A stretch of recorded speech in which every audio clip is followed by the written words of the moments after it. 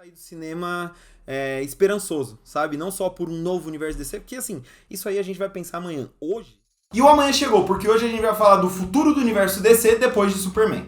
É verdade que o ser humano é um bicho muito ansioso, né? A gente mal almoçou e já tá pensando na janta. E é o mesmo caso aqui com esses filmes de super-herói, em que a gente assiste um e já pensa no que vai dar, como é que vai ser e tudo mais. Eu sei que isso tá ficando meio cansativo, né, com o jogo de super-heróis, mas eu particularmente me empolguei muito com o que eu vi em Superman, então eu tô empolgado pra ver o que vem aí nos próximos capítulos, o que é uma boa coisa, porque o filme já deixa várias pistas do que a DC tá planejando aí pro futuro. E essa ansiedade aumentou ainda mais pra gente aqui no Brasil, porque uns dias atrás o James Gunn, que é não só diretor e roteirista de Superman, como também um dos chefões da DC nos cinemas, revelou que eles estão desenvolvendo um projeto aqui no Brasil. Então sim, tem grande chance do Brasil ir parar na DC em breve, num desses projetos que a gente vai falar agora. Então, para esse vídeo eu vou pegar algumas das pistas, algumas das coisas que Superman deixou e puxar também alguns projetos que já foram anunciados, né? Coisas que podem ali se conectar no futuro. E para isso eu vou precisar entrar em território de spoilers. Então, se você já assistiu ao filme ou não se importa com spoilers, vem comigo desbravar o futuro do universo DC.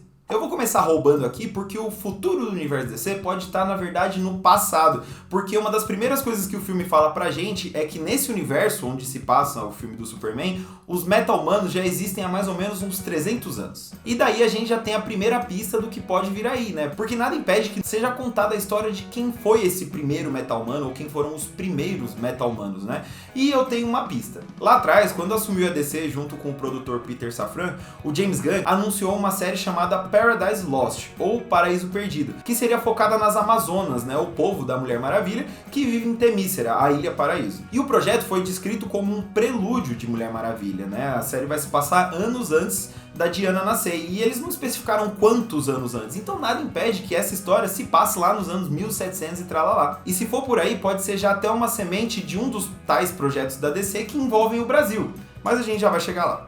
Outra pista de que a DC pode olhar pra trás nos próximos projetos tá na Sala da Justiça. Se você assistiu Superman, você sabe que a Gangue da Justiça, que é a equipe dos super-heróis que atuam nesse mundo, né, o Lanterna Verde, o Senhor Incrível e a Mulher Gavião, eles trabalham na Sala da Justiça, que é aquele prédio conhecido dos desenhos animados e tudo mais. Pois bem, se você viu meu vídeo de easter eggs e referências, você sabe que a Sala da Justiça presta homenagem ali a alguns dos heróis que estão na Sociedade da Justiça.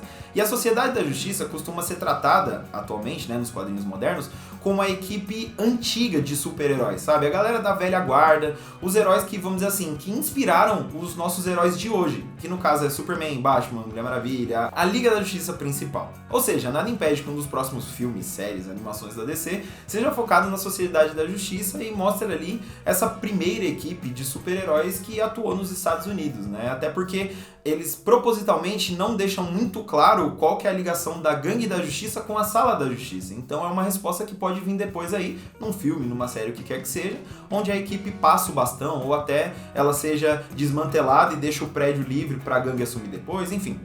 Muitas opções. Agora eu vou olhar pro passado pela última vez, eu prometo, pra dizer que cabe ali, nesse novo universo DC, um prelúdio pro Superman, viu? Porque como aquele texto no início do filme diz, ele caiu na Terra 30 anos atrás, ou seja, nos anos 90, e tá atuando há pelo menos uns 3. Isso já dá material suficiente pra contar histórias, né? Porque afinal de contas, eu acho que são lacunas ali que podem ser preenchidas de um jeito interessante. Claro, James Gunn já falou que ninguém aguenta mais ver a origem de heróis como Homem-Aranha, o Batman e o próprio Superman, então não acho que eles vão contar aquela origem bonitinha como foi, mas eu acho que nada impede deles mostrarem como foram esses primeiros 3 anos do Superman como super-herói, sabe? Até porque o filme traz outras informações que são muito curiosas. Por exemplo, não sei se vocês repararam, mas tem um momento do filme em que eles falam que não existe mais Kryptonita na Terra. Então peraí, em 3 anos descobriram a Kryptonita, descobriram que ela faz mal pro Superman e se livraram dela?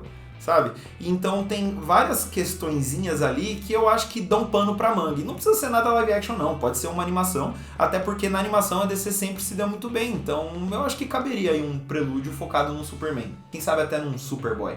E agora finalmente chegou a hora de olhar pra frente do Superman em diante, né?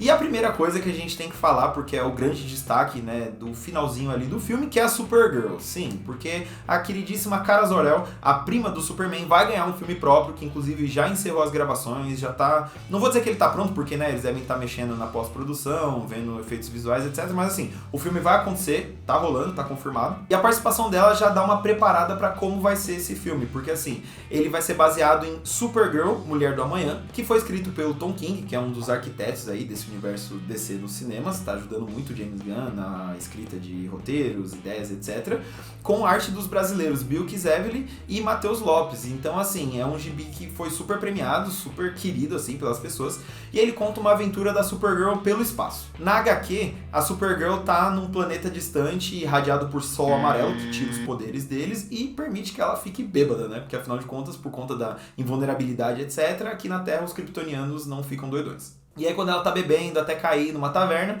ela recebe aí o contato de uma garotinha que quer vingança, né? Ela tá atrás de algum mercenário que possa fazer com que o homem que matou o pai dela pague pelo crime.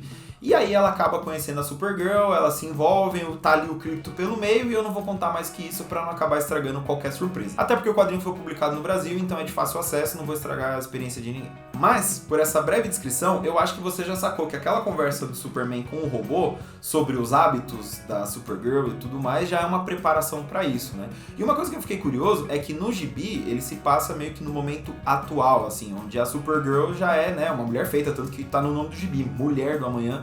E o filme já traz uma versão mais juvenil, rebelde, que não tá nem aí pra nada da heroína. Então eu tô muito curioso pra ver como é que vai ser essa abordagem, porque de cara já traz uma ruptura, né, com o que a gente tem no quadrinho, já traz uma grande diferença. E vale lembrar que nesse filme da Supergirl a gente ainda vai ter também a participação do Lobo, né, que é um caçador de recompensas famosaço da DC, né, um boca suja, violento, etc., que vai ser interpretado pelo Jason Momoa, que era o Aquaman no universo DC antigo, e agora vai ser o Lobo, e ele é um personagem que também não tá no quadrinho original. Então eu tô muito curioso pra saber como é que eles vão fazer essa mistura. Até porque esse gibi, o Supergirl Mulher da Manhã, ele meio que não conta a origem da cara, né? Ele é uma aventura que se passa no momento presente, até tem alguns flashbacks, algumas citações, mas não é uma história de origem. E eu acho que pro filme eles vão trazer um pouco da origem dela, porque tem atores já escalados pra fazer os pais dela e tudo mais, então acho que vai mostrar um pouco ela em Krypton e tudo mais. E eu acho isso muito interessante, porque a gente viu no filme do Superman que o retrato dos kryptonianos, a imagem dos kryptonianos nesse universo DC, começou meio mal, com os pais do Superman falando pra ele ir pra Terra, conquistar, liderar e o caramba 4. Então eu tô muito curioso pra saber qual que vai ser a abordagem de Krypton, dos kryptonianos, da Casa El, pra além, né, do Jor-El e da Lara, nesse filme dela. Então, assim, ó, tô curioso. Outro projeto que já tá rolando e envolve diretamente um personagem de Superman é Lanterns, ou Lanternas, né? A série dos Lanternas Verdes que tá em produção pela HBO. A gente já teve a confirmação que o Guy Gardner vai aparecer nessa série, inclusive o ator Nathan Fillion falou todo orgulhoso que ele vai falar palavrão, caramba 4, vai ser uma versão ainda mais escrachada do que a gente viu no filme de Superman. E eu tô muito curioso com isso porque a série não é sobre o Guy Gardner, pelo contrário, ele foi anunciado bem depois. Os dois protagonistas dessa série vão ser os Lanternas Verdes Hal Jordan, interpretado pelo Kyle Chandler, e o Jon Stewart, interpretado pelo Aaron Pierre. E segundo a sinopse, né, o que se sabe dessa série, ela vai ser focada nos dois, que são basicamente um lanterna veterano, que é o Hal, com um novato, que é o Jon, investigando um mistério aqui na Terra, alguma coisa sinistra que está acontecendo nos Estados Unidos. E por aí fica até meio fácil imaginar como é que o Guy vai entrar na história, porque afinal de contas ele é um Lanterna Verde que está aqui na Terra, né? Só que eu acho que essa série pode ser uma boa forma de apresentar a tropa, os conceitos e tudo mais, que são coisas que no filme do Superman foram ditos meio por cima, assim. Porque, por exemplo, no filme, na hora em que ele vai bater de frente com o Superman, o Guy comenta que a tropa dos Lanternas Verdes deixou ele na Terra pra bater de frente com ameaças alienígenas, né? Meio que como um protetor da Terra. Mas ao mesmo tempo a gente tem outros dois Lanternas Verdes vindo resolver uma treta na Terra. Então, será que confiam nele dentro da tropa? Será que, na verdade, largaram ele aqui na Terra pra ele não encher o saco no resto do universo? O Hal Jordan e o Jon, será que eles atuam mais no espaço e por algum motivo vieram pra Terra? Será que é uma ameaça grande demais que o Guy sozinho não dá conta? Eu acho que são perguntas muito interessantes que a série pode responder, assim. Principalmente porque em entrevistas o Nathan Fillion descreveu o Guy ali como o Lanterna Verde que faz o trabalho sujo. Então pode ser que isso seja algo que vai ser mais desenvolvido no futuro, assim, na série dos Lanternas Verdes. E por falar em Lanterna Verde, eu acho que agora é importante a gente chegar na Gangue da Justiça, porque essa parece ser uma equipe que vai ali aparecer em vários pontos do universo DC, porque além do próprio Guy dar as caras na série dos Lanternas, a gente já tem a confirmação que a Gangue da Justiça vai aparecer na série do Pacificador, porque o trailer da segunda temporada do Pacificador mostra o próprio Pacificador, né, o personagem do John Cena, passando por uma entrevista de emprego para entrar para a Gangue da Justiça. Né? E aí lá ele conversa com o próprio Lanterna Verde, com a Mulher Gavião e com o Maxwell Lord, que é o líder, né, o patrono dessa equipe. Isso me deixa muito curioso porque no fim do filme do Superman, eles aumentam, né, a equipe, porque o Metamorfo entra para a Sociedade da Justiça. E eles não explicam muito bem qual que é a do Maxwell Lord, né, como eu falei no vídeo de easter eggs e referências.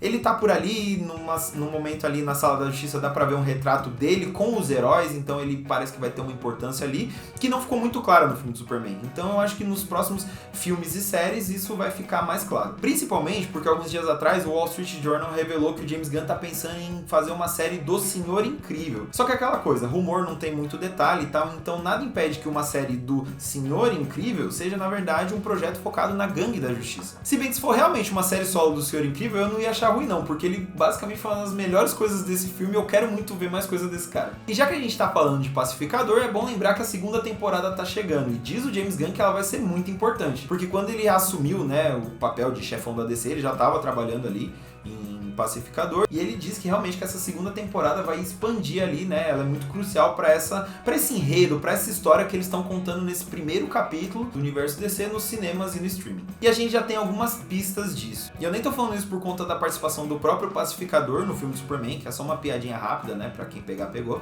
mas por conta dos envolvidos na história. Em primeiro lugar, a gente vai ter o Rick Flag pai, né, o personagem do Frank Grillo, caçando o Pacificador. Porque, caso você não lembre, o Pacificador matou o filho dele, que é o Rick Flag Jr., no filme O Esquadrão Suicida. Então, assim, o homem tá com sangue nos olhos querendo vingança. Em segundo lugar, tem aquilo que eu já falei, do Pacificador tá querendo, né, entrar pra Gangue da Justiça. E em terceiro lugar, o Pacificador parece que vai literalmente abrir as portas do multiverso da DC. Porque o trailer da segunda temporada de Pacificador termina com ele atravessando uma porta e dando de cara com ele mesmo. Então parece muito provável que o multiverso vai ser instaurado, né, no universo da DC, o que por um lado vai servir para explicar algumas coisas, como por exemplo o fato de personagens do antigo universo, como o próprio Pacificador, Amanda Waller, etc., ainda estarem presentes nesse universo, como também para, né, jogar a gente pra doideira no futuro. Porque assim que assumiu a DC, o James Gunn anunciou que eles vão ter uma linha chamada Elseworlds, que em tradução livre fica tipo mundos paralelos, e que aqui no Brasil foi uma linha de gibis conhecida como Túnel do Tempo,